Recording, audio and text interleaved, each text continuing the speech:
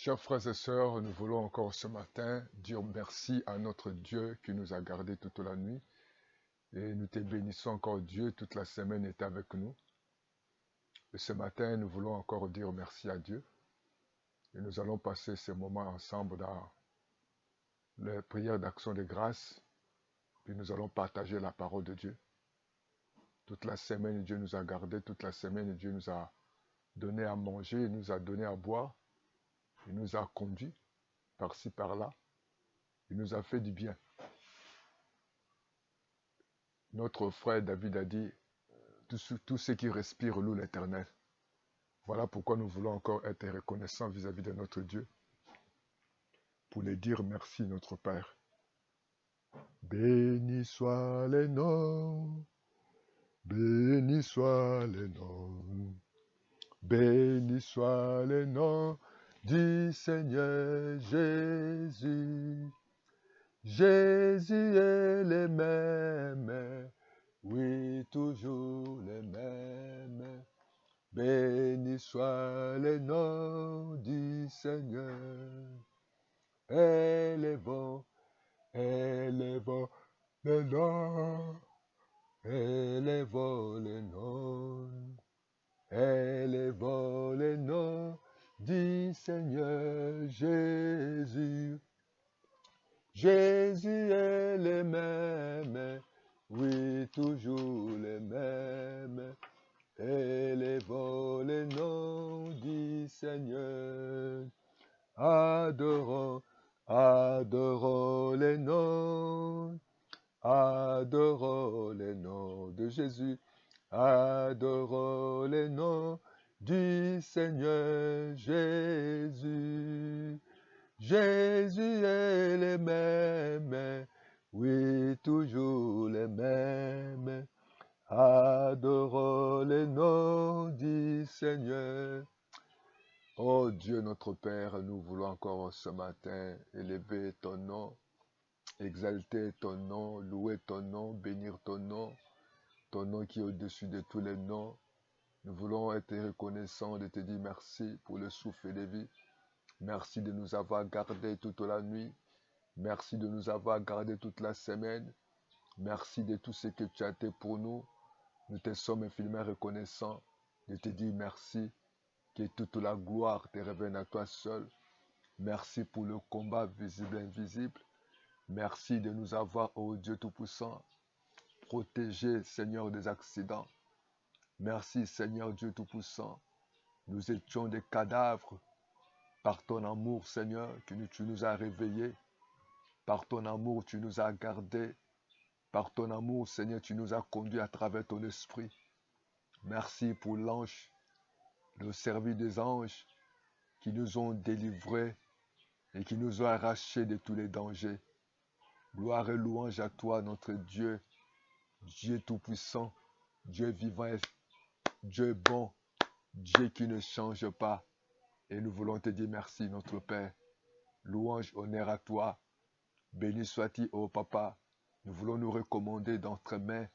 Nous voulons recommander ces moments, ô Dieu, afin que Seigneur Dieu Tout-Puissant, au commencement c'était la parole, et la parole était avec toi. Toute chose a été créée et faite par ta parole. Et nous voulons recevoir ta parole. Nous voulons recommander ces moments. Nous voulons confier nos vies entre tes mains. Sans toi, nous ne sommes rien. Bénis ce matin, Seigneur, et nous levons les mains vers toi. Oh, signe d'abandon, signe de reconnaissance, signe que c'est toi seul qui mérite la gloire, qui mérite la louange, qui mérite, oh Dieu Tout-Puissant, la souveraineté, ô Père. Toi qui es fidèle et tu es juste. Et nous disons merci, Seigneur de gloire. Béni sois-tu, Seigneur. Nous avons besoin du Saint-Esprit. Que l'Esprit de Dieu nous parle. Que l'Esprit de Dieu nous révèle ta volonté, ta voix. Parce qu'il est écrit dans ta parole. Tu nous enverras les consolateurs, le Saint-Esprit. Nous avons besoin de ta présence parmi nous. Ô cher Saint-Esprit, parle-nous. Ô cher Saint-Esprit, révèle-nous. Remplis-nous de ta présence, Saint-Esprit. Agis encore ce matin. Louange, honneur à toi. Merci Jésus. Merci Jésus. Merci Jésus. Alléluia, Alléluia, Alléluia, Alléluia, Alléluia, Alléluia, Alléluia, Alléluia. Tu es vivant, tu es puissant, tu es vivant. Alléluia. Gloire à ton nom, gloire à ton nom, gloire à ton nom. Alléluia. Oui, bien-aimé dans le Seigneur, tu vas encore élever la voix, demander que le Saint-Esprit puisse te parler, que l'Esprit de Dieu puisse nous conduire ce moment, que l'Esprit de Dieu te rappelle la volonté de Dieu. Merci, ô Père éternel. Tu nous as pas laissé orphelins, tu nous as laissé le Saint-Esprit, le consolateur. Nous avons besoin de toi, Saint-Esprit de Dieu, l'Esprit des forces et d'intelligence. Remplis-nous de ta présence. Nous avons besoin de toi, ô cher Saint-Esprit. Manifeste-toi, ô cher Saint-Esprit. Parle-nous maintenant, ô cher Saint-Esprit. Glorifie-toi maintenant, toi qui connais nos vies, toi qui connais nos projets, toi qui connais nos problèmes, toi qui connais nos projets, toi qui connais toutes choses. Rien n'est caché devant toi. Parle-nous ce matin, révèle-nous ta voix, ta volonté. Il est écrit que tes voix ne sont pas nos voix, tes pensées ne sont pas nos pensées. Communique-nous ta parole, la parole qui sort de ta bouche. Ne retourne pas à toi sans avoir accompli ta volonté. Oh, ta volonté est bon, agréable. Fais connaître ta volonté, fais-nous connaître ta voix, fais-nous connaître ta pensée, afin que, Seigneur, ton destin pour nous s'accomplisse. Nous ne voulons pas, Seigneur, marcher dans la chair, parce que tu as dit dans ta parole, marchez par l'Esprit, et vous n'accomplirez pas de la chair. Mon Dieu, mon roi, nous nous approchons de toi ce matin, nous nous abandonnons nos vies, nous nous abandonnons, Seigneur de gloire, nos maisons, nos familles, nos projets, toutes choses à toi, parce que c'est toi seul qui connais le projet. Les projets que tu as formulés pour nous, ce sont des projets de paix, non des malheurs, non des malheurs, non d'humiliation, non des, Seigneur, des stress, non, papa, le projet, c'est de gloire des maladies, non, c'est de gloire des confusions, non, c'est projet, papa, notre Dieu, des projets de divorce, non des projets, papa, oh Dieu, tout des pleurs, des découragements, d'angoisse, mais les projets de paix. Accorde-nous ta paix. Il est écrit, Seigneur, le cœur de l'homme, tu connais le cœur de l'homme, forme des projets. Nous avons des projets, mais c'est, Seigneur, la réponse, mais ta parole, ta réponse s'accomplit, que c'est ta volonté. Donne ce matin à faire accomplir ta volonté dans nos vies, non la volonté des hommes, non la volonté des adversaires, non la volonté des méchants. Merci, Seigneur. Merci pour la gloire. Merci pour ta parole. Nous voulons recevoir ta parole. Nous voulons écouter ta parole ce matin, Seigneur, parce que tu connais nos vies plus que nous-mêmes. Louange, honneur à toi. Béni soit-il ta parole. Oh Jésus, parle, parle à chacun de nous. Révèle-nous ta parole. Béni soit-il Jésus. Oh Père, merci. Béni soit-il pour ta parole. Béni le Seigneur. Nous allons ouvrir nos Bibles. Nous allons lire le livre de Luc, chapitre 15, les versets 11. Nous allons lire cette parole de Dieu. Oh Seigneur, merci pour ta parole. Oh, sois béni, sois glorifié. Exalté ton nom, Seigneur. Oh bien-aimé, nous allons écouter cette parole. Et la Bible nous enseigne, il y avait un monsieur, cet homme avait des enfants, l'aîné et le fils cadet. Il y a le plus jeune, le cadet a demandé la part de son héritage. Vous savez, dans le monde entier, lorsque vous êtes un parent responsable, vous devez toujours préparer l'héritage de vos enfants. Comme il est écrit dans la parole du Seigneur, les enfants sont d'héritage et sont de récompense. Les parents préparent la vie de leurs enfants. Ils achètent des meubles, ils achètent des maisons, ils achètent des biens, ils ouvrent des comptes bancaires pour leurs progénitures, pour leurs enfants. C'est ce qui se font dans d'autres cieux. Et cet homme, il avait que des garçons, des enfants. On ne nous a pas révélé de sexe, mais on nous a dit des enfants. Il y avait l'aîné et les cadets. Les cadets a demandé. Nous ne savons pas pourquoi les cadets avaient demandé ce bien et son héritage. La Bible dit que le papa a donné la part de ce bien, ce qui était normal. Cet enfant, malgré que c'était trop tôt, mais cet enfant, il a demandé son héritage. Et cet enfant, l'aîné est resté à la maison de son père. Et cet homme était riche, il avait des moyens.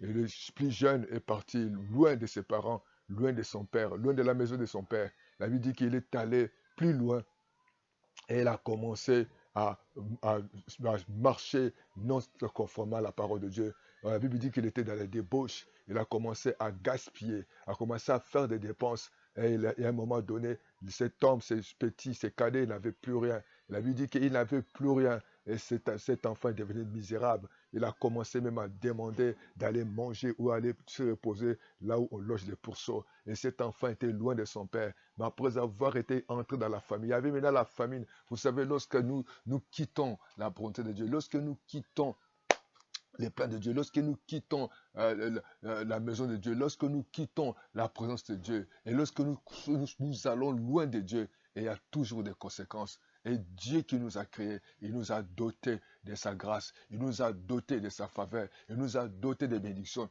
il nous a dotés de son amour, il nous a dotés de sa protection. La protection, c'est tout qui est entre les mains de Dieu. C'est Dieu seul qui connaît. Et cet enfant, cet jeune homme, cet enfant le plus jeune, il avait demandé son héritage. S'il avait pris son héritage, mais il était loin. C'était trop tôt. Combien de personnes aujourd'hui sont éloignées de Dieu? Bien-aimé, Dieu t'a donné l'héritage. Dieu t'a béni. Dieu t'a donné la santé. Dieu t'a donné le diplôme. Dieu t'a donné la femme ou l'homme ou les enfants ou les maisons ou tant d'autres choses. Mais qu'est-ce que tu fais avec ces biens que Dieu t'a donnés? Dieu t'accorde la faveur. Dieu t'accorde la grâce. Aujourd'hui, tu as voyagé. Aujourd'hui, tu es quelqu'un dans la vie. Aujourd'hui, tu as oublié. Et comment tu vis la grâce de Dieu? Comment tu gères ton corps? Comment tu gères tes finances? Comment tu gères ta famille? Comment tu gères ton ministère? Et cet enfant le plus jeune, la Bible dit qu'il est allé loin. Il a quitté la maison de son père. Mais au lieu de vivre comme il se doit, il vivait dans la débauche. Aujourd'hui, combien de gens sont tentés de vivre dans la débauche? Aujourd'hui, combien de gens sont loin de Dieu? Dieu les a donné la part de leurs biens, la richesse, la bénédiction, mais sont tentés de détruire leur vie, sont tentés de détruire leur santé, sont tentés de détruire leur avenir parce qu'ils ne sont plus dans la présence de Dieu. Vous savez, lorsqu'on est en dehors de la présence de Dieu, et la famine va venir, la crise va venir, nous serons malheureux. Nous serons malheureux et nous allons vivre dans l'incertitude. Il n'y aura plus la protection. Il n'y aura plus dans nos vies, il n'y aura rien. Et on n'aura plus rien comme sécurité. Et cet enfant, il n'était plus dans la sécurité.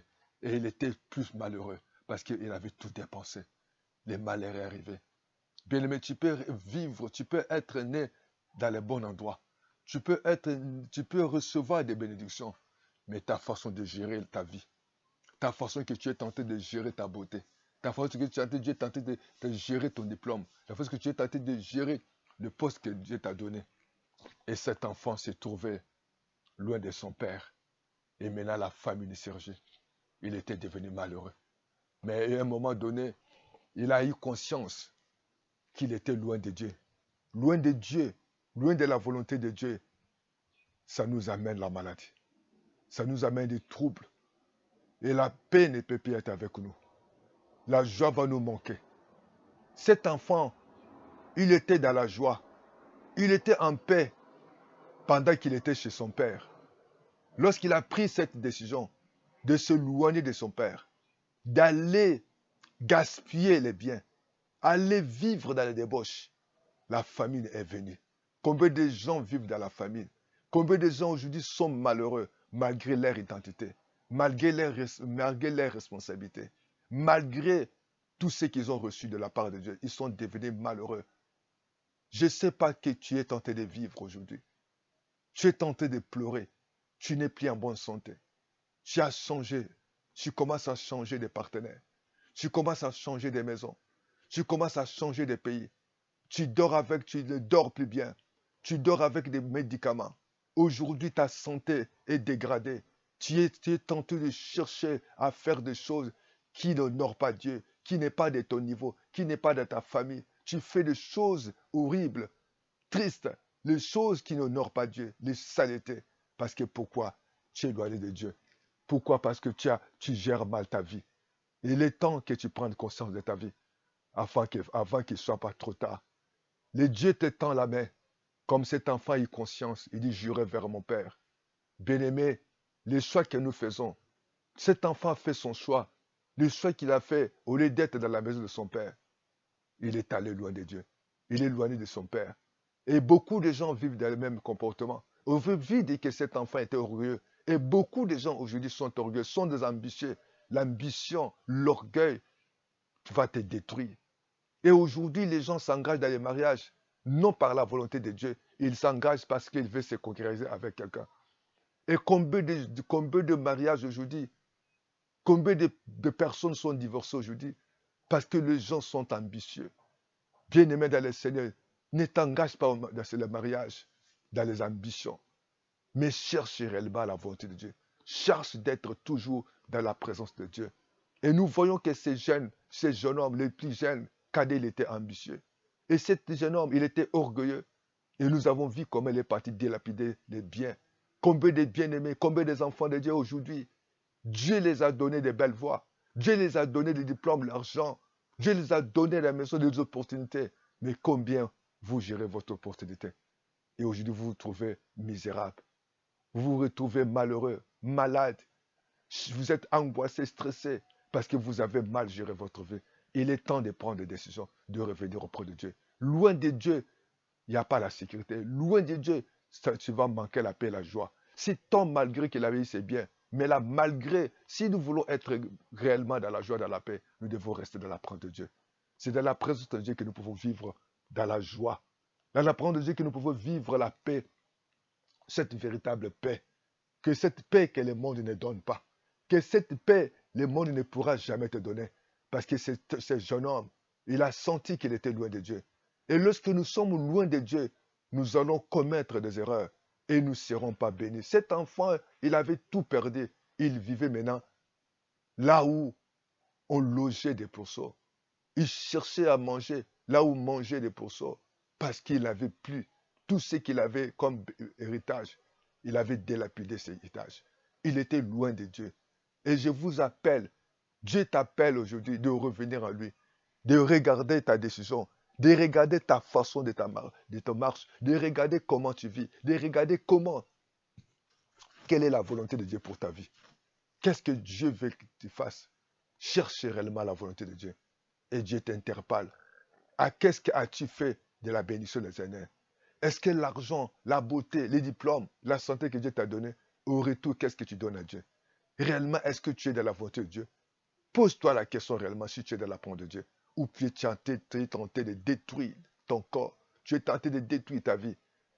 Si la débauche, si la destruction, tu t'es détruit par le tabac, tu t'es détruit par l'alcool, tu t'es détruit dans les œuvres des ténèbres. Et cet enfant a pris la décision de revenir auprès de son père. Prends la décision de revenir à Dieu. Prends la décision de revenir dans la main de Dieu. Prends la décision d'abandonner le péché.